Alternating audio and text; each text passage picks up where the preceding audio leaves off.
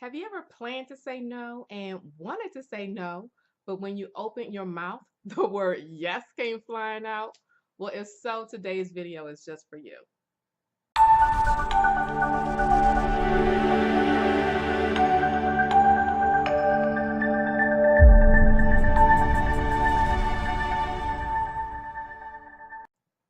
My name is Erica Reed, and I'm a therapist, a speaker, and creator of Get Unstuck.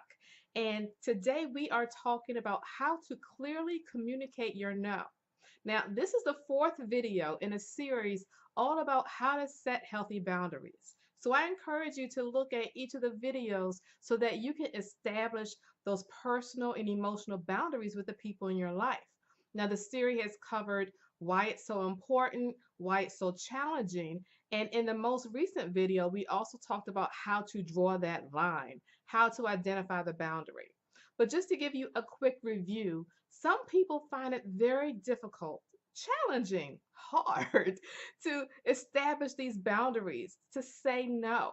Now, there are several different reasons. I won't go over all of them, but some of it really does come back to your fear of rejection, your fear of how people would view you, your fear of being perceived as mean.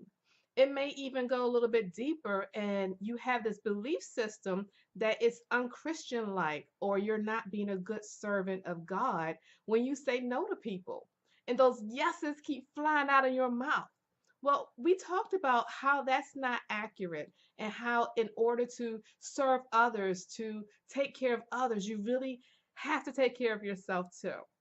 So we won't go in depth into all of that, but once again, I encourage you to take a look at those videos to learn how to set healthy boundaries. To clearly communicate your no, it really boils down to three things: the what, the why, and the how. Now, first off, the what is the boundary that you want to draw? What is the line that you want to put in place to create that healthy boundary with the people in your life? What is it that you feel now is someone else's issue, someone else's problem, and what is yours? What is that boundary that you have already established as important to you? It may be based upon your values. It may be based upon those things that you say, this is now important to me, and this is now what I want to focus on. Now, the second issue is the why. And you get a lot of this from that worksheet, that reflection sheet that you had downloaded and completed from our last video, how to draw the line. If you haven't gotten a chance to do it, don't worry. I'm going to put a link in the description below so that you can get that part set up so you can move on to today's video, which is all about how you are connected to the why. So in that worksheet, you had identified, among other things, how the characteristics of the person that you're drawing the boundary with, as well as how you feel when you're around that person, when you're doing things for them. That why helps keep you grounded, helps you to clearly communicate your now. The why also, and to a certain extent, most importantly, is connected to reducing your stress, reducing the depression and the anxiety that you tend to experience when you're around this person, when you're saying yes and you really want to say no. Last but not least is your how. How are you going to clearly communicate your no? And it's really simple. First, be direct. Be direct. You can't beat around a bush, just a straight no or not at this time or no thank you. It's not mean to say no. And I think that's part of the challenge that so many of us tend to have, that we want to add all these extra words to it. No, no thank you, not at this time is a very direct way of communicating your no. I mean, put it like this: if you are kind of not quite clear and a little ambiguous about what it is you're saying, you may actually be creating discomfort for the other person because now they're playing a guessing game. Well, exactly what do they mean? Do they really mean yes, or are they not quite sure? And that person starts to try to ask you more questions to get clarification.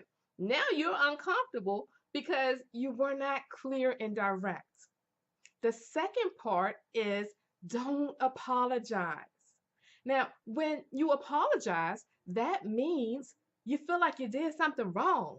You feel like you did something mean or just not within your character, that you did something to hurt somebody else. That's what an apology means. So when you apologize with your no, that's the message that you're giving yourself. You're saying, I'm saying no, but I'm wrong to do it. It's also giving that message to the other person. So when you're giving your no, you're clearly communicating your no. There's no apologizing because you're not doing anything wrong. You're just loving up on yourself. The third area to really focus on is to not give reasons, to not give excuses. And for me, I look at this like a salesperson. You know, you walk into a store and a salesperson immediately comes to you, "Hey, how you doing? What can I help you with?" Da, da, da, da, da.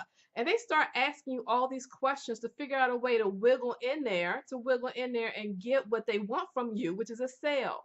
Well, when you're saying no and you're layering on all these reasons and excuses to say and justify why you're saying no, you're actually giving that other person a crack in the door to wiggle their way in to try to change your no to a yes. If you try to say, I just really don't have the time right now, they may go into this whole soliloquy on why whatever it is they want you to do is not going to take a lot of time. And then you're put in a position to keep having to say no, or now you're uncomfortable with it even more so than you had been, and you feel inclined to say yes. That's when the yes falls out of your mouth instead of the no. So don't give excuses or reasons. They're yours. It's your right to say no. It's your time, it's your energy, it's your life. You actually don't have to explain that to anybody else. Now, sometimes this can be a bit challenging, and you may want to practice. You know, think back to that worksheet that you completed about the people in your life and how the energy flows and the different characteristics and things that they do that you now want to establish a boundary with. Just kind of imagine them asking you for this and practice your no to them. Practice it out loud. Don't do it when other people see you because then now look a little weird. But practice it so that you get comfortable with saying no, with being clear, concise, direct, with no apologies and no reasons. Now, sometimes this could be a bit challenging. These are all steps to clearly communicate your no. But you may feel the need for a little baby step to get you started. The baby step is, let me think about that for a minute. I'll get back to you. Now, if you're not quite at that point that you can say no, that baby step gives you time to get your answer together and get back to that person. If you're not ready to say no, then yes is going to come out your mouth. So the baby step of giving you time, let me think about that for a minute and I'll get back to you. Gives you that opportunity to really get your words together, to get your decision together, so that then you can come back to them and be direct with no apologies and no excuses. Now, the thing to be aware of is the half step. You don't want a half step with your no. That's that, well, um, because now you're introducing all of these doubts within yourself and with the other person, to be quite honest. The ums and the I'm sorries and, well, all of those hesitations, the maybes or I think, those are all half steps that really are not clear about communicating what it is you want. Now, let's make sure we're being clear here. I'm not saying go around saying no to everybody just for no reason. This is just the stuff that you've decided is an important boundary for you to set with the people in your life. Sometimes you really are saying yes, but this is more so if you have decided on no, how to clearly communicate it. So, now just to review what we've talked about, clearly communicating your no starts with your what. What is that boundary that you want to establish? Then you move on to your why. Why is this boundary important to you? How are you feeling when you're around that person? But what will this boundary do? How will it help you to feel better once you've established it? And then your how is all about how you're communicating it, the words that you're choosing to communicate with the person, your now established no. So now I would love to hear from you.